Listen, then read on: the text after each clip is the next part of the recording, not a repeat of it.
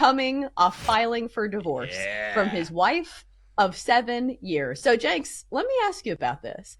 I could not believe how happy Rory looked. It's not exactly what you think, somebody coming off a divorce, but, maybe he's happier. Maybe it feels like there has been a weight lifted off his shoulders. Do you think this has a place in the handicap? Yeah, I do. I'm picking Roy to win. It's a divorce handicap is what I'm doing. Roy to win because he has filed for divorce. And this is something that he wanted. This is something that Roy wanted to happen. I can speak from personal experience. When you're in a bad relationship, it affects your mood, it affects your appetite, it affects your wallet, and it affects your putting. So you got to have all of those things together when you're on the course. Yeah, I do believe, think about how much of a mental game that golf is. And I don't want to put myself in Roy's shoes. I have no idea what that is like. But I think we can all, no matter what your job is, everyone can relate to the idea, I'm going through something right now, I'm struggling, but I still have a job to do.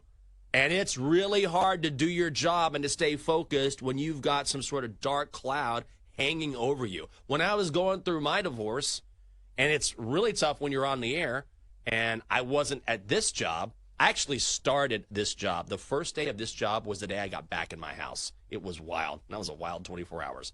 Regardless, I was in a situation where I would be talking to my lawyer because this is during COVID days, or I would have some sort of court meeting via Zoom because no one was meeting in person. And then 2 hours later, after some prep, I'd have to put on a show for a couple hours. Incredibly difficult to do because you're trying to compartmentalize what's happening in your life and focus on the job at hand. Imagine trying to do that on the golf course when you have so much time to yourself, right? You're walking to each shot and you don't think that enters your mind like you had a fight before you got to the golf course or you've got some sort of legal issue hanging over your head. Whatever is going on in your personal life can absolutely affect what you do professionally and especially in a game like golf. So when you're talking about, is it part of your handicap? I think absolutely it is.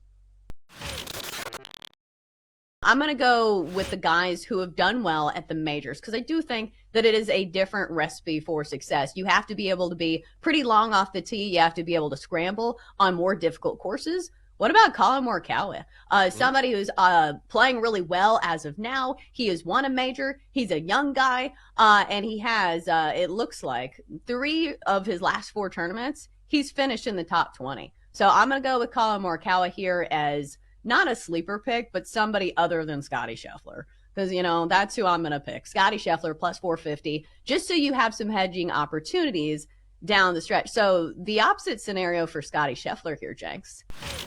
You're not going to find value, not at the numbers that we're seeing right now. But if you're willing to kind of take those short odds, then let's be real. We can talk and we can discuss the course fit and the course form coming in from all of these guys, the live guys obviously playing in this major championship as well, and everything that surrounds the drama here at the PGA Championship. But come Sunday, what we're probably going to see is Scotty up 3 strokes, and then it's an easy win for him. So no, is there value? Probably not. 4-1, 3-1 odds, whatever book you're working at. But if it's a win, it's a win. I don't know. I probably wouldn't take him first round if that's something you're interested. I think first round bets are kind of finicky. If you're willing to lay some juice when it comes to matchups, maybe do that. I know there are different matchups according to the different books. I mean, they have him against Rahm with heavy juice. They have him going up against Brooks. They have him going up against Rory McIlroy, and he's the favorite in every single one. So value, no. Worth the bet, worth the juice, yes. I mean, it does kind of feel like the cream rises to the crop at major championships. I know a lot of people are going to be on Brooks because of the win he had on Live last week, and of course we know he can bomb it off the tee. I think a couple guys worth looking at is Tommy Fleetwood as well. I have him at top 30 at minus 115.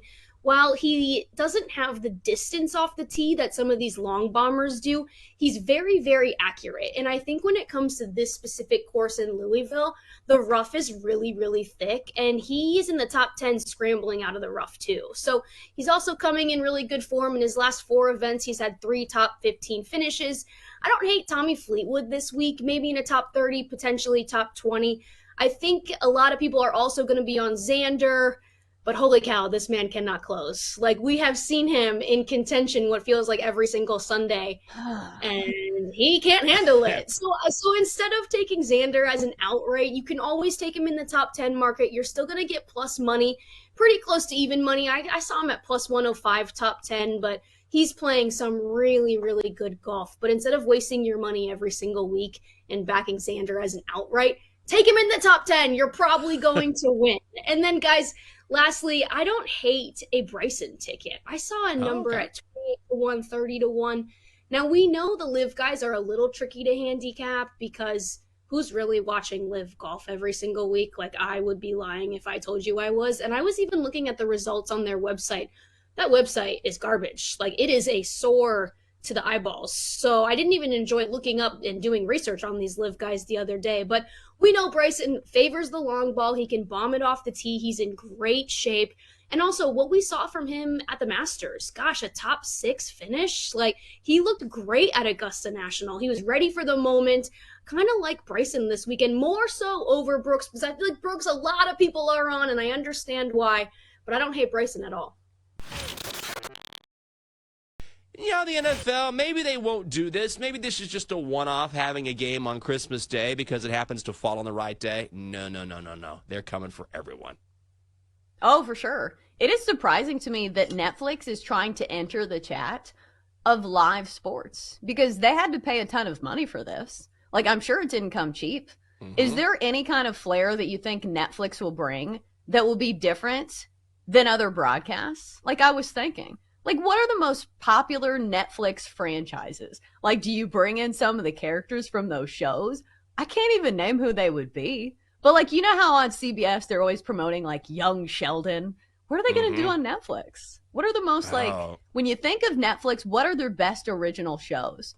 I feel like there are so many that I don't even know, like, who you'd put on, like, the Mount Rushmore for Netflix.